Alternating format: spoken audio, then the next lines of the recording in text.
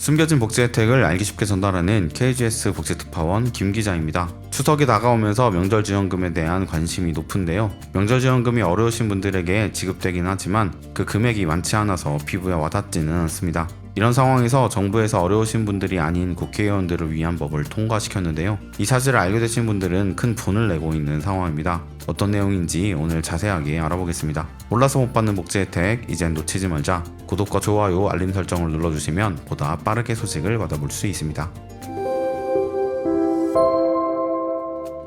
고금리와 고물가에 더불어 신종 보이스피싱 및 사기까지 서민들의 생활은 편할 날이 없습니다. 이런 서민들의 고통 뒤에서 슬그머니 등장한 법이 있습니다. 바로 김영란법입니다. 김영란법은 공무원, 공직 유관단체 임직원, 학교 교직원, 언론사 임직원과 그들의 배우자가 100만 원을 초과하는 금품 또는 향응을 받을 때 형사처벌하도록 하는 법입니다. 이런 청탁금지법에 대한 변화의 움직임이 보이고 있는데요. 최근 청탁금지법상 식사비 한도를 3만 원에서 5만 원으로 올리기로 한 것입니다. 해당 소식이 추석을 앞두고 발표되어서 많은 분들의 공분을 사고 있습니다. 전국 지방자치단체에서 기초수급자나 저소득층 또는 독거노인 등에게 지원해주는 명절지원금이 대부분 2만 원에서 3만 원 수준인 것과 비교하면 속이 매우 상하는 소식입니다.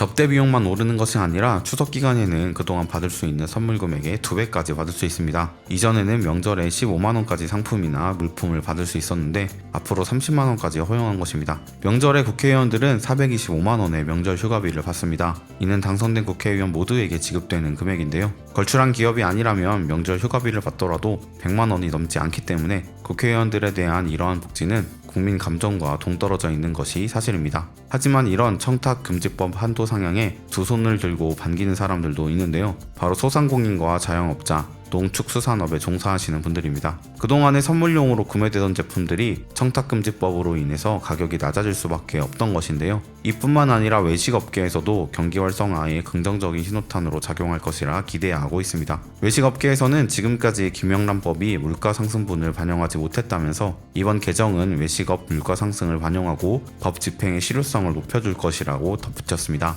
현재 외식업계는 코로나를 비롯해 원재료비와 인건비 상승 등으로 어려움을 겪고 있었기 때문에 더욱 평가가 긍정적인 것 같은데요. 시청이나 관공서 주변 식당은 김영란법 이후로 매출에 큰 타격을 입기도 했습니다. 정부의 식사비 한도 상향 결정이 음식 가격 상승으로 이루어질 수 있다는 우려에 대해서는 우리나라 외식 시장은 이미 치열한 경쟁 시장이라면서 식사비 한도 상향 결정으로 추가적인 가격 인상을 단행할 외식업체는 드물 것이라고 받아쳤습니다. 하지만 참여연대에서는 높은 수준의 비난을 가하고 있는 상황인데요. 권익위가 반부패 법제를 퇴행시키는 정책 판단과 결정을 내놓았다며 강도 높은 비난을 하고 있습니다. 참여연대는 부패 우려가 있는 식사 접대나 선물 제공 등을 조장해서라도 경제를 활성화해야 한다는 논리는 타당하지도 않고 애초부터 설득력이 없다고 주장하고 있습니다. 소상공인들의 수입과 부패 방지 사이에서 뜨거운 논쟁이 있는 상황인데요. 이렇게 국회의원들의 식사비에 많은 분들이 예민하게 반응하는 이유는 우리나라 국회의원들의 청렴함에 대한 불신이 쌓여있기 때문입니다. 2024년 국회의원들은 월급 외에 받는 수당들이 많은데요.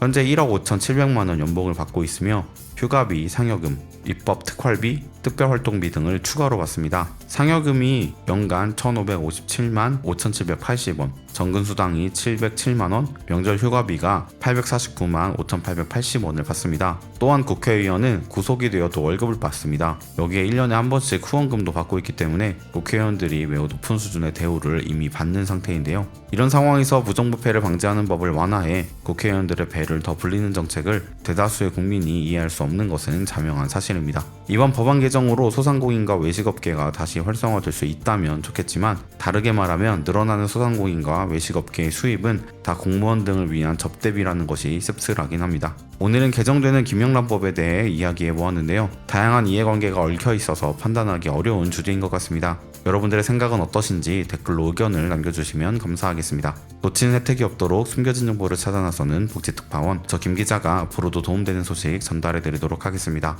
채널 구독과 좋아요, 알림 설정 부탁드리며 더 좋은 정보로 찾아뵙겠습니다. 지금까지 KGS 복지특파원 김기자였습니다.